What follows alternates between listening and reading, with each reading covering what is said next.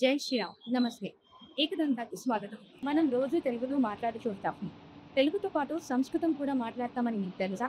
అన్నం, భోజనం, ప్రభుత్వం ఇలా ఎన్నో పదాలు మనకు తెలియకుండానే సంస్కృతంలో మాట్లాడుతున్నాం. అయితే ఈ రోజు యువతకి ఈ సంస్కృతి మీద ఎంత అవగాహన ఉందో తెలుసుకుందాం రండి. అన్నం, భోజనం ఈ రెండింటిలో ఏది తెలుగు పదం, ఏది సంస్కృత పదం అని నేను అనుకుంటున్నాను. అన్నం అనేది తెలుగు పదం, భోజనం అనేది సంస్కృత పదం. దేవ భాష దేవ భాష దేవ భాష నాకు తెలిసి దైవం గురించి భాష అన్నం తెలుగు, భోజనం సంస్కృతం. వందే మాతరం అంటే అర్థమేంటి?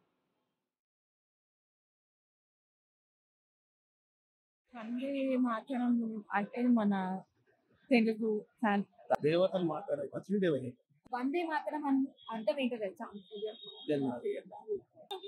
దేవుడు మాట్లాడే భాష. ఓకే. పద్మనాభుడు ఎవరు అంటారు?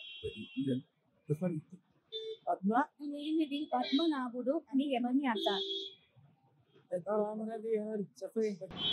ఎవరు అంటారు? తెలుగులోనే భాష ద్వారా దేవతలు. పద్మనాభుడు అంటే ఎవరు? పద్మనాభుడు అంటే విష్ణుమూర్తి ఒక అవతారం.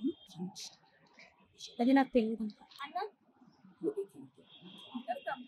దేవతలు మనకి దైవ భాష అన్నం అన్నం సంస్కృతం భోజనం తెలుగు దేవుడు వందే మాతరం. వందే మాతరం అంటేనే భారతదేశం. భారతదేశ భాష అని ఏ భాషను పిలుస్తారు? సంస్కృతం మనం సంస్కృతం నేర్చుకున్నాం, సంస్కృతాన్ని కాపాడదాం, సంస్కృతం తెలుసుకుందాం, సంస్కృతాన్ని మాట్లాడదాం. Subscribe Ekadanta channel.